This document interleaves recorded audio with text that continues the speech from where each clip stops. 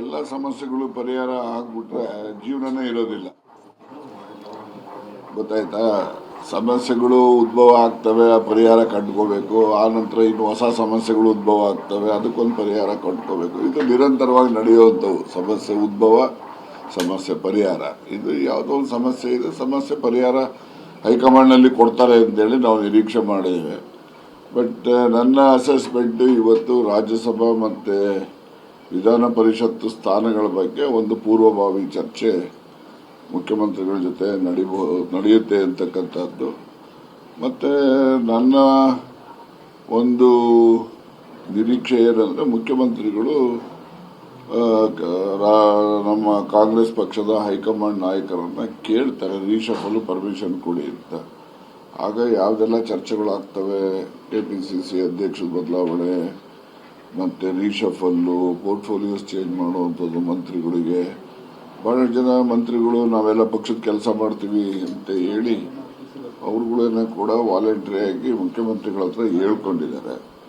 So ಹೀಗಾಗಿ ಹೆಚ್ಚಿನ ರಾಜಕೀಯ ಚರ್ಚೆ ನಡೆಯುತ್ತೆ ಅಂತಕ್ಕಂಥದ್ದು ನಿಸ್ಸಂದೇಶ. ಅದು ಎಲ್ಲ ಮಂತ್ರಿ ಸ್ಥಾನಕ್ಕೆಲ್ಲ ಡೆಲ್ಲಿಗೆ ಹೋಗಿ ಲಾಬಿ ಮಾಡ್ತಾ ಇದ್ದಾರೆ ಸರ್, ನೀವು ಯಾಕೆ ಹೋಗ್ಲಿಲ್ಲ?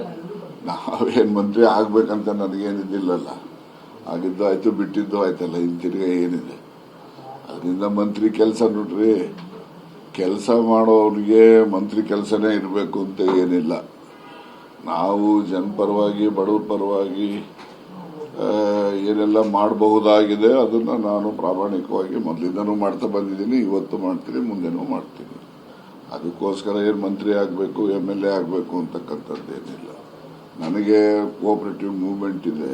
ಮೂವ್ಮೆಂಟಲ್ಲಿ ಸಹಾಯ ಮಾಡಲಿಕ್ಕೆ, ಕೆಲಸ ಮಾಡಲಿಕ್ಕೆ ಬಹಳಷ್ಟು ಅವಕಾಶಗಳಿದಾವೆ. ಹೆಚ್ಚು ಆ ಕಡೆ ಕಾನ್ಸಂಟ್ರೇಟ್ ಮಾಡ್ತೀನಿ. ದೆಹಲಿಗೆ ನಾನು ಹೋಗಲ್ಲ, ನಾನು ಅಮೆರಿಕ ಹೋಗ್ತಾ ಇದ್ದೀನಿ. ಇವತ್ತು ರಾತ್ರಿ ಹೋಗಿ 1ನೇ ತಾರೀಕು ಬರ್ತೀನಿ. ಯಾವುದು ಆಗ್ಬೇಕು ಈಗ? ನಾನು ಪದೇ ಪದೇ ನಿಮ್ಮ ಮೂಲಕನೂ ಹೇಳಿದ್ದೀನಿ, ಪತ್ರದ ಮೂಲಕನೂ ಹೇಳಿದ್ದೀನಿ. ಈ ಗೊಂದಲ ನಿವಾರಣೆ ಆಗಬೇಕು. ಈ ಗೊಂದಲ ನಿವಾರಣೆ ಆಗದಿದ್ರೆ ಪಕ್ಷಕ್ಕೂ ಕೂಡ ಡ್ಯಾಮೇಜ್ ಆಗ್ತದೆ, ಆಡಳಿತಕ್ಕೂ ಕೂಡ ತೊಂದರೆ, ಅದು ಕೂಡ ಡ್ಯಾಮೇಜ್ ಆಗ್ತದೆ, ಎಫೆಕ್ಟಿವ್ನೆಸ್ ಹೋಗ್ತದೆ. ಈಗ ಅಧಿಕಾರಿಗಳು ನೋಡಂತಾಳಪ್ಪ, ಇದೇನೋ ಇದಂತೆ ಅದಂತೆ, ಮಂತ್ರಿ ಬದಲಾಗ್ತಾರಂತೆ, ಮುಖ್ಯಮಂತ್ರಿ ಬದಲಾಗ್ತಾರಂತೆ ಅಂತಕ್ಕಂಥದ್ದು ಎಲ್ಲೋ ಒಂದು ಸಂಶಯ ಅವ್ರ ತಲೆನಲ್ಲೂ ಇರ್ತದೆ.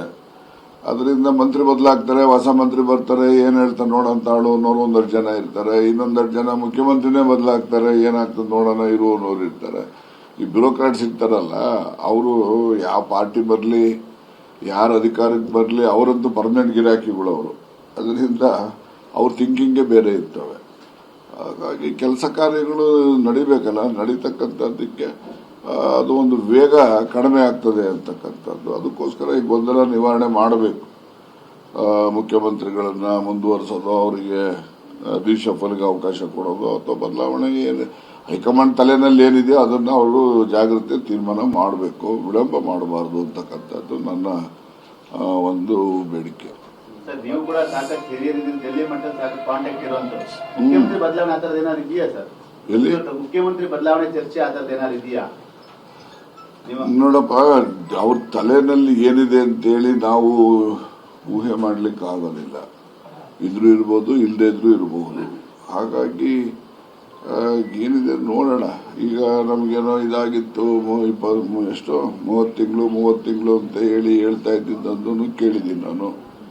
ಆ ರೀತಿ ಏನೂ ಆಗಿಲ್ಲ ಅಂತಕ್ಕಂಥದ್ದು ಕೇಳಿದ್ದೀನಿ.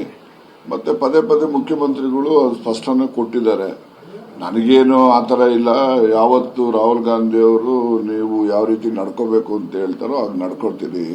ಅವ್ರು ರಿಸೈನ್ ಮಾಡಿದ್ರೆ ಒಂದು ಕ್ಷಣನೂ ಕೂಡ ನಾನು ಕಾಲ ವ್ಯಯ ಮಾಡೋದಿಲ್ಲ, ರಾಜೀನಾಮೆ ಕೊಡ್ತೀನಿ ಅಂತಲೂ ಹೇಳಿದ್ದಾರೆ. ರಾಹುಲ್ ಗಾಂಧಿ ಅವರು ಹೇಳ್ತಾರೆ, ಹೈಕಮಾಂಡ್ ಅವರು ಹೇಳ್ತಾರೆ, ಅದನ್ನು ನಾನು ಪಾಲಿಸ್ತೀನಿ ಅಂತ ಹೇಳಿದ್ದಾರೆ.